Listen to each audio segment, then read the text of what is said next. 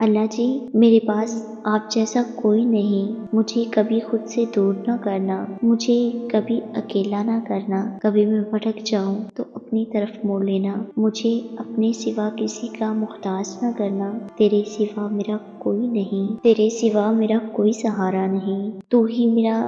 دوست، تو ہی میرا رب ہے، تیرے بنا ایک پل بھی گزارا نہیں، تجھ سے بات نہ کر لوں تو سکون نہیں ملتا، تجھے اپنا حال نہ بتاؤں تو